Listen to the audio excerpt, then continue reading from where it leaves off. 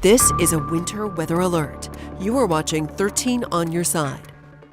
Hey there, West Michigan. Thanks for watching 13 Plus. I'm meteorologist Michael Behrens. We are getting ready for a really impactful winter storm here in West Michigan. In fact, blizzard warnings have been issued for a majority of the viewing area, including Oceana, Newaygo, Muskegon, Ottawa, Kent, Allegan, Barry, Van Buren, and Kalamazoo counties. These will go into effect at 4 o'clock Thursday afternoon, and they're going to continue all the way through Saturday evening at 7 p.m. Those counties not under a blizzard warning are under a winter storm warning. That will start also at 4 o'clock on Thursday afternoon and continue through Saturday at 1 a.m. Once we get into Saturday, snow is going to become more lake effect driven, so those areas further away from the lakeshore won't see as much additional snowfall. Now, a reminder on what blizzard conditions are: that sustained wind or frequent gusts of 35 miles per hour or higher, reduced visibility to less than a quarter of a mile, and this needs to last for at least 3 hours. I think we're going to go well beyond that 3-hour mark here in West Michigan.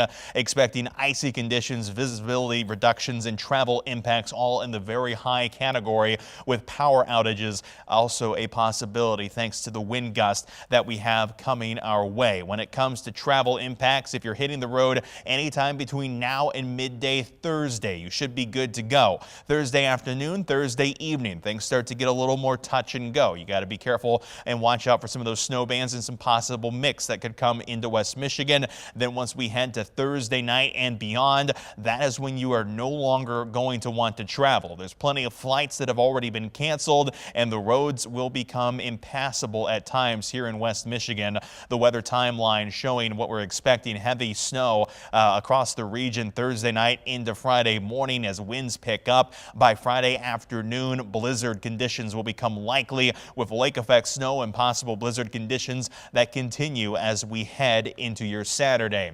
Now, just in case you don't remember what blizzard conditions can look like here in West Michigan, let's take a trip back to early February of 2011, specifically the 1st and the 2nd. This is when 16 inches of snow fell in a 24-hour period, combined with winds of nearly 50 miles per hour. It was also the last time Grand Rapids had a blizzard warning covering the city. The northern counties had one in 2019.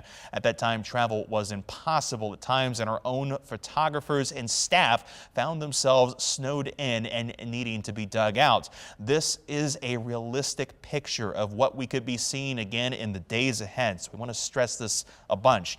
Take preparations now and don't plan to be on the roads as we head into this storm.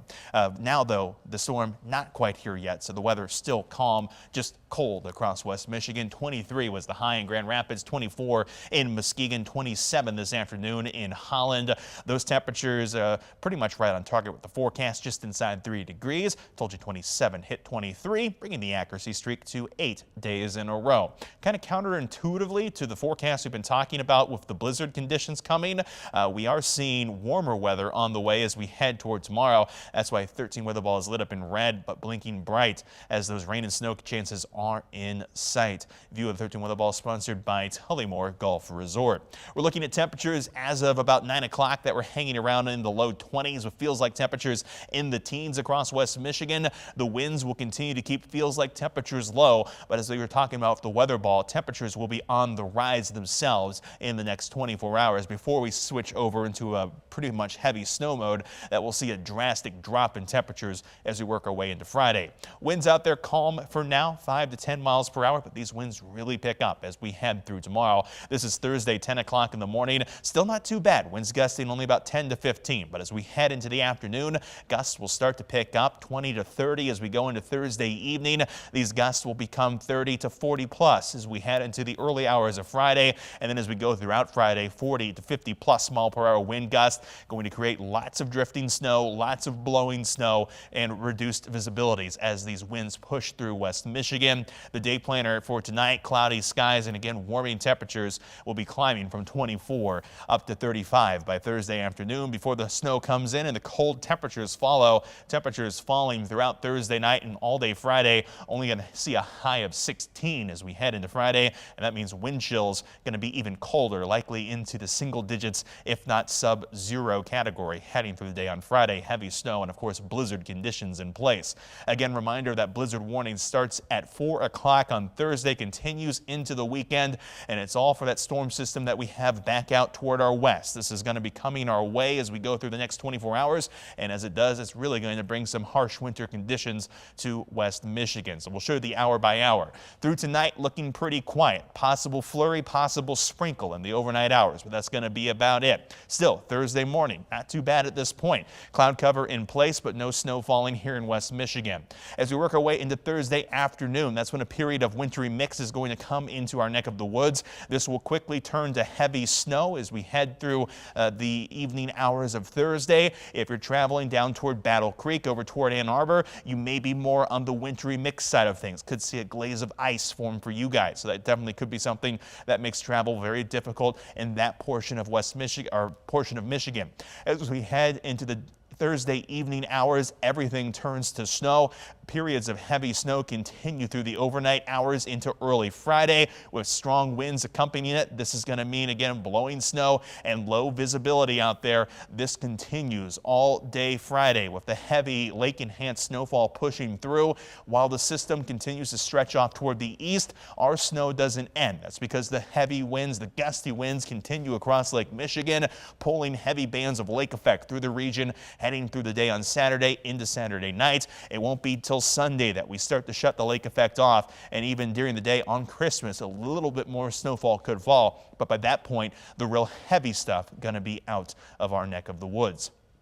Taking a look at snowfall totals, this is the first round of snow, not including the lake effect. This is just until early Saturday morning, where we could see upwards of a foot of snow across the vast majority of West Michigan, getting close to that 20-inch mark for areas along the lake shore. That continues to increase when we factor in the lake effect snow potential through the day on Saturday. Areas under the heaviest snow bands up to the north and down to the south of Grand Rapids could easily pick up more than 2 feet of snow, 25 plus inches of snow. I think some places may even get closer to that 2.5, possibly 3 foot mark. By the time this is all said and done, a lot of snow coming from those lake effect snow bands. So I want you to take this storm pretty seriously.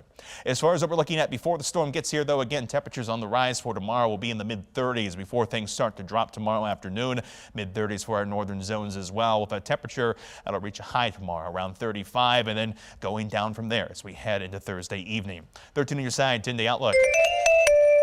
Temperatures dropping rapidly as we head toward the end of the week. That temperature falls to 16 by Friday morning. Doesn't get any warmer than that. We stay in the teens for highs as we head into the weekend with possible blizzard conditions that could last into Saturday. Lake effect snow wraps up on Christmas Day Sunday, but still breezy. So watch out for single-digit and sub-zero wind chills. Will warm things back up as we head toward the end of the 10-day. And hard to believe it, we go from a blizzard for Friday and Saturday with temperatures in the teens to a possible high all the way to 46 with rain showers by New Year's Eve.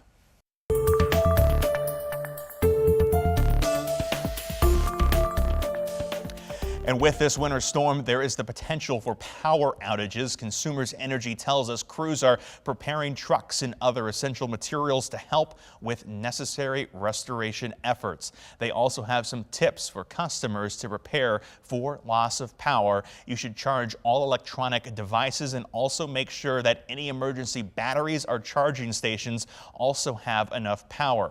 Prepare an emergency kit with flashlights and extra batteries, water, canned food, and blankets. Include medication, baby supplies, and pet food if necessary. Consumers also encourages customers to unplug sensitive electronics like TVs and computers and to turn off power strips. With the possibility, again, for power outages, both local and national officials are warning people in the path of the coming storm to be careful when looking for other ways to power and heat their homes. As millions brace for the blizzard expected to begin tomorrow, many may be searching for electrical sources like portable generators to prepare for possible power loss. Emergency personnel say that doing so without proper knowledge and precautions could be dangerous. It's also concerning from a carbon monoxide perspective because those appliances aren't intended to be used that way, or people will bring in generators to try and supply power, and sometimes, you know, they don't do that in the proper way. So carbon monoxide poisonings are things that we are concerned about during these types of events. Knowing how to properly set up and use generators is certainly key. The chief said that could help in preventing problems. The Consumer Product Safety Commission also sent out a message today telling those in the storm's path to be mindful of the dangers of things like portable heaters, charcoal, candles, and potential gas leaks. Whenever a major snowfall is expected, there are a lot of things to think about ahead of time to prevent injuries and damage, and also ultimately to save money. 13 on your side's Keely Laverne spoke to an expert today about how to stay safe from icicles and how to make sure your roof is ready for the storm. These guys can be fun, but they can also be dangerous and costly, especially in severe winter weather. Ice carries a lot of weight. And what causes it? Anytime there's ice buildup, it is a insulation problem or a ventilation problem. Matt Williams, a lakeshore roofing expert, says homes and roofs with the fluffiest snow is usually a good indicator of good ventilation and insulation. Now, if your roof's designed a little different, sometimes it's inevitable. You're just going to get icicles. And icicles can sometimes be a safety concern. Large ones can weigh up to several hundred pounds. A lot of times those are a lot heavier than people realize. I mean, it is fun to knock them down, don't get me wrong. You just really got to think it through, really got to watch out for windows, got to watch out for where it's going to fall. Williams says ice removal can also be very damaging. It can pull shingles off, it can pull metal off. If it can get behind your fascia, it can really do a lot of damage.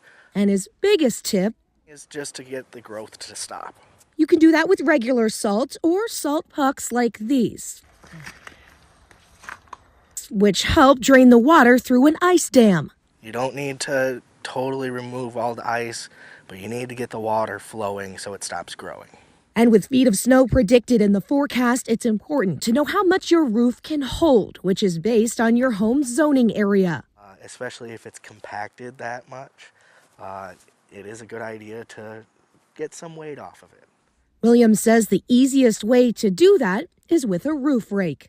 You don't necessarily want to bring all the snow off the roof. You want to leave about 1/4 inch of snow on. That will melt and it will form a layer of ice.